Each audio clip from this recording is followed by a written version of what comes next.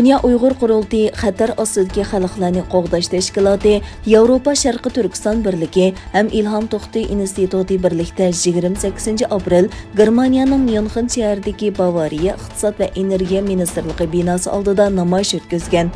Mazkur namoyish Germaniya bosh ministri Angela Merkel bilan Xitoy bosh ministri Li Keqiang o'rtasida 28 aprel o'tkazilgan ikki tarafning 6 navbatlik yuqori darajaliklar suhbati mazgiliga o'rlashtirilgan. Suhbatdan bir kun burun, ya'ni 27 aprel Dünya Uyghur Qurultayı bayonot e'lon qilib, Angela Merkeldan ikki taraf suhbati asnosida qirg'inchilikka uchrayotgan Uyg'urlar masalasini kun tartibga qo'yishni talab qilgan edi. 28 aprel o'tkazilgan namoyishning maqsadi haqida Dünya Uyghur Qurultayı raisi Dolqin Aysa apandining bugun ziyoratimizni qabul qilib bildirishicha, Xitoyning Münxendagi konsulxonasi bu qitimqi bahor bayramini qutluqlash murosimiga Bavariyaning ba'zi muhim siyosiy arboblarini taklif qilgan. Bu qitimqi namoyishning muhim maqsadlarining biri Uyg'urlar uchrayotgan qirg'inchiliklarga beparvo holda Xitoyning bahor bayramiga qatnashmoqchi bo'lgan Bavariyaning hukumat qatlamidagi siyosatchilariga norozilik bildirish bo'lgan.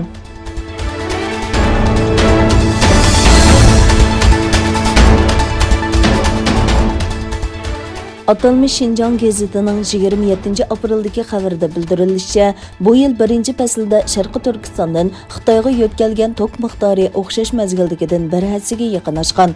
Xabarda ko'rsatilishicha, bu yil birinchi faslda Atalmış Şinjan elektr to'rining Sharqi Turkistonning tokini Xitoyga yetkazish miqdori 29 milliard 300 million kilovat soatga yetib, bulturqiga o'xshash mazgildagidan 42% oshgan. Bunun içinde yangi energiya tok miqdori 7 milliard 500 million kilovat soat bo'lib, bir faslda sirtqa yetkazilgan umumiy tok miqdorining taxminan 25%ni egallagan. Xabarda yo'tkalgan tok miqdorining ishi sababi haqidagi analiz tilga ilinib, Sharqi Jo'ng'ar Janubiy Anxoy alohida yuqori besimliq turaqliq tok yetkazish qurilishining tez suratda ishlab chiqarishga kirishtirilganligi, yana bir tarafdan Sharqi Turkistonning elektr energiyasini Xitoyga texmi ko'plab yo'tkazish uchun yo'lga qo'ygan tadbirlarning unumi ko'rilganligi qayd qilingan.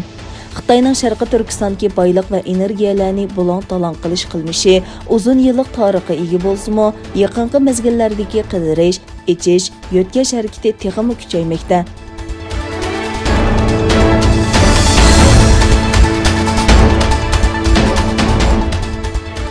Yevropa parlamentining 5 nafar a'zosi 28 aprel Fransiyaning Yevropa İttipaقida doimiy turishliq vakili Filip Ligles-Kostoga xat yozib, Fransiyaning Xitoy bilan bo'lgan jinoyatchi almashtirish kelishimini to'ngiltishni talab qilgan.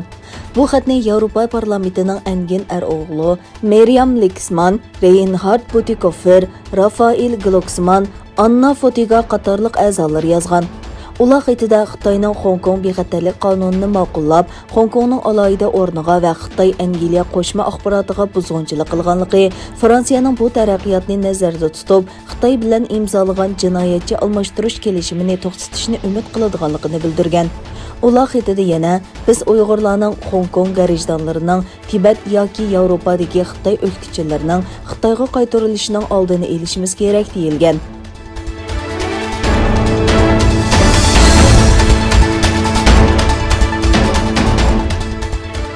Amerika ovozining xabarida bildirilishicha, Amerikaning jazosi sababli Huawei shirkatining birinchi fasllik kirimi zo'r darajada tuvanlagan.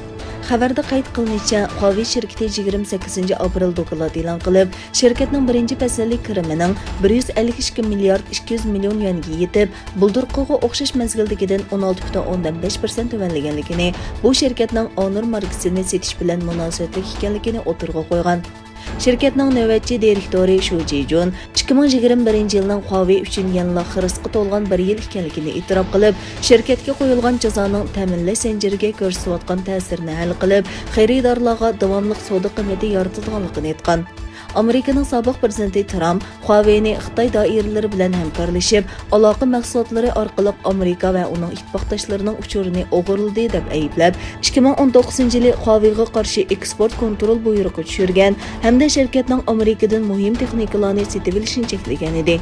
Buningdan boshqa Trump hukumatı yana Yevropa va Osiyodagi ittifoqdoshlarini 5G to'rining darajasini o'stirganda Huawei mahsulotlarini ishlatmaslikka qoyil qilgan bo'lib, bu yil 1-oyda vazifaga o'tirgan Bayden hukumatı ilgirki hukumatning nurg'un siyosatlarini davomlashtirgan.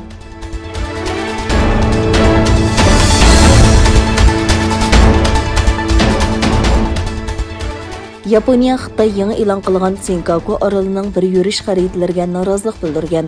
Xabar qilinishicha, Xitoy Zamin boyliq ministrligi dushanba organ tor bekitida Sharqiy dengizidagi Senkaku orolining 9 parcha yuqori aniqlikdagi yer shakli xaritasi, o'lchash xaritasi va suratlarini e'lon qilgan va bu xaritalarning eng yangi sun'iy hamroh surati va boshqa tekshirish natijasiga asosan chiqarilganligini bildirgan. Yaponiya hukumati diplomatik yo'llar orqali buningga e'tiroz bildirgan. Yaponiyaning ichki kabinet boshlig'i Katsunobu Kato seshanba kuni bu vaqtda to'xtalib, Xitoyning bu yer shakli xaritasini xitoycha ismlar bilan e'lon qilishi bu orollarning Xitoyga tava ekanligini ko'rsatmaydi. Mayli tarixda bo'lsin yoki xalqaro qonunlarda bo'lsin, Senkaku oroli shubhisizki davlatimizning alohida zamini. Bu vaqtdagi Xitoyga chiqargan xarita o'zgartirilmaydi degan. Xitoy Shinhua agentligining xabarida bo'lsa, bu sonliq ma'lumotlar xalqaro jamiyatning Senkaku oroli va uningga qarashli orollarning Xitoyning zamini ekanligidagi munozir talab qilmaydigan paketni texmi yaxshi tushunishiga yordam beradi deyilgan.